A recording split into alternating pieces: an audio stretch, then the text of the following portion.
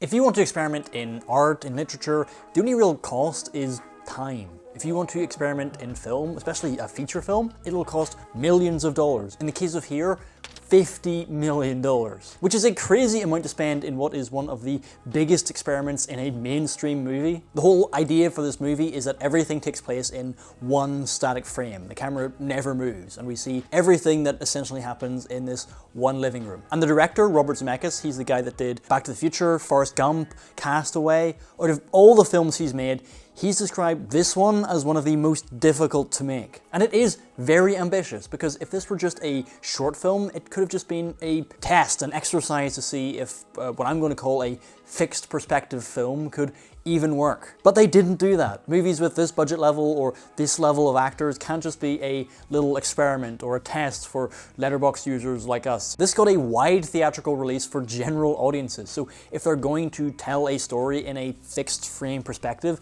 they've got to have a story that appeals to a wide amount of people. And watching the film is kind of fascinating, because there are ways that it works and it's a genuine accomplishment, and then there's other ways where it's just really weird. So I'm going to try and unpack here and talk about some of the big challenges that a movie like this has to contend with. Because the first big one is just finding a way to justify the concept.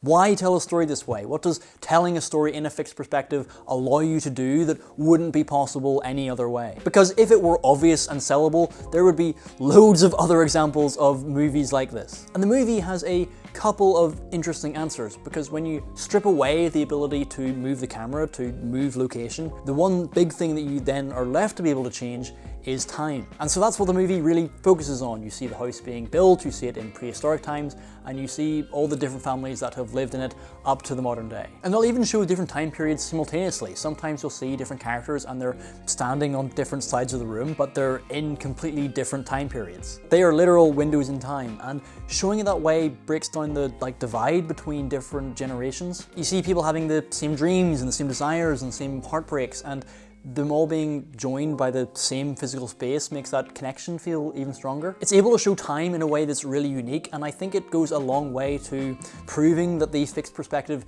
isn't just a gimmick, it is doing something new and interesting. And the time jumping is a smart choice, because I think it really helps with the other big challenge that a film like this would have to contend with, which is just keeping all of the conflict in one location. Movies need conflict. No one wants to watch a film where everyone gets along and there's no arguments or disagreements. We want to see challenges and we want to see people overcome them. But because the camera is fixed, all that challenge, all that conflict has to happen right in front of the camera. And that's where the ability for the movie to jump about in time is really helpful for it, because it means they don't have to invent as many reasons for conflict to be happening within that space. They can jump about in time over the course of thousands of years to show some kind of incident happening within that space. And so when you jump from one time period back to another one, you know they may have had some sort of incident or issue off screen, but now we're just picking back up in the aftermath of that in the living room. And I guess helpfully for the movie, a lot of stuff does tend to happen in people's living rooms, whether it's birthdays or Christmas or just hanging out. But the time jumping doesn't solve the problem entirely, because while there are lots of little stories in all sorts of different time periods, the main one is Tom Hanks and Robin Wright. They are the main characters, they're probably the reason you went to see the film,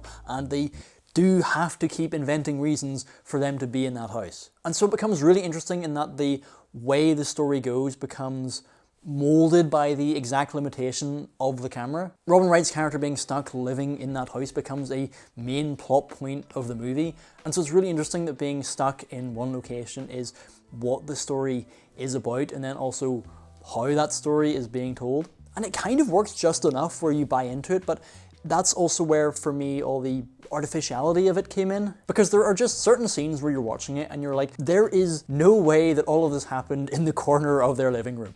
And so by keeping the camera fixed, it makes you weirdly more aware of the camera and more aware of everything being staged in relation to where it is. So when Tom Hanks and Robin Wright are standing in the corner of the room, it's not because that's where they would naturally be standing, it's because that's the closest point to the camera and that's the only way for them to do a close-up. And it was from here I found that the story that they're telling and then the way that they're telling it really started to clash. Because even with all the other time periods, they're really telling the story of Tom Hanks from cradle to grave. They want to show him as a very young man, and then they want to show him as a very old man. Now, having different actors play him at different ages could have been a solution, maybe a better solution, but they didn't do that, and they instead decided to digitally de-age him and Robin Wright. So you get these really weird moments where you have these actors who are in their 60s, who then look like they're in their 40s, but then are supposed to be playing 18-year-olds. And the uncanny valley of it does start to become unsettling. Now, maybe it would just be a minor issue if it was just the de-aging, but the visual effects throughout the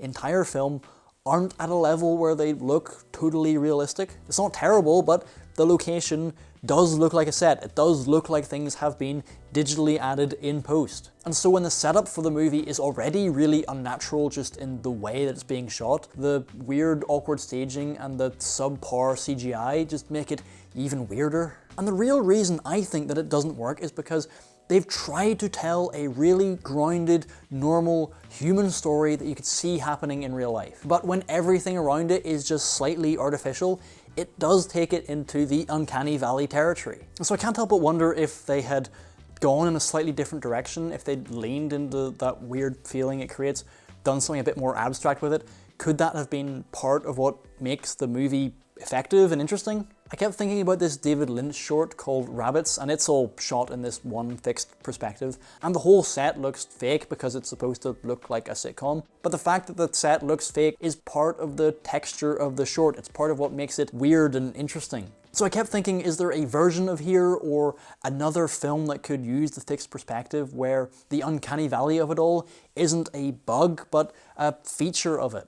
That said, even with those problems, this movie was a lot better than I thought it was going to be. I really went in with very low expectations. The reviews haven't been great. I really didn't know how they were going to keep the film just from being boring with the fixed perspective, but they managed to get around that because even though they can't give any visual variety in the framing, they are constantly giving you variety within the frame. Everything is changing constantly. And so even though the movie didn't totally work for me as a whole, I did come away from it being kind of impressed. It is doing something original, and that means discovering the problems for the first time. And it's another one of those reminders that in the grand scheme of things, film is still a really young medium. We've had writing for thousands of years, and we've had cinema for just over 100. And so when you see movies like Nickel Boys, where the whole thing is shot in the first person, or Megalopolis, where an audience member speaks to Adam Driver, and now here, where the whole movie is shot in a fixed perspective, it's a reminder of how much unexplored territory there still is with cinema to do new and different and innovative things. And even if you don't like this one, I do think you've got to admire it, because big budget cinema is usually allergic to this kind of experimentation. So here is not a movie that's going to win any awards. It's probably not going to be at the top of anyone's favourite movies list, and it's not set the box office on fire. It's probably lost a lot of money. But it does prove that in concept that a movie like this can work, and I think it's damn impressive that Bob Zemeckis is spending his time experimenting like this. If you've seen here, let me know what you thought in the comments, and if you want to make sure that you're not missing anything coming up on the channel, make sure to subscribe.